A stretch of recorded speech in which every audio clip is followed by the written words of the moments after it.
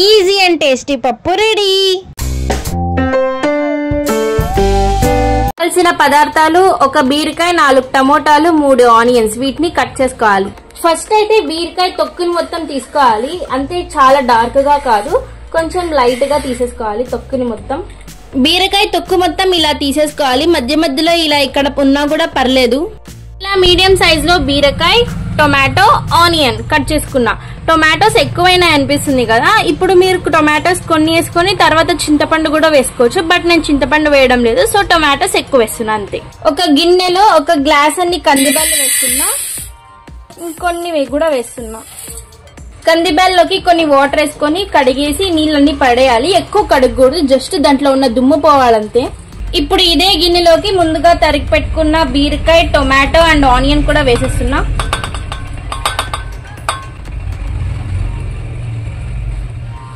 ఇందులోకే మరి వాటర్.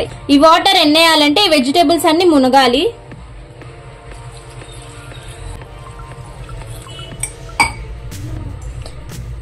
ఇలా సరిపోతుంది. వెజిటేబుల్స్ అన్ని బాగా ఉడకడానికి బేకింగ్ సోడా వేస్తున్నా, అంటే సోడా పొడి. ఇక గిన్నె కుక్కర్ లో పెట్టేసి మూతేసేసి కుక్కర్ పెట్టేయడమే. కుక్కర్ కి అయితే పెట్టేసాం, కొద్దిసేపు వెయిట్ చేసినాం. నేనైతే 6 విజిల్స్ కి పెడతా. కారం కి తగినన్ని మిరపకాయలు మిక్సీ జార్ లోకి వేసుకొని ఇట్లా గ్రైండ్ చేసుకోవాలి. తర్వాత కుక్కర్ ఓపెన్ చేసేసి చూడండి, పప్పు ఆల్మోస్ట్ రెడీ అయిపోయింది. ఇంకా మరి స్టవ్ ఆన్ చేసి కొంచెం మరగనివ్వాలి పప్పుని.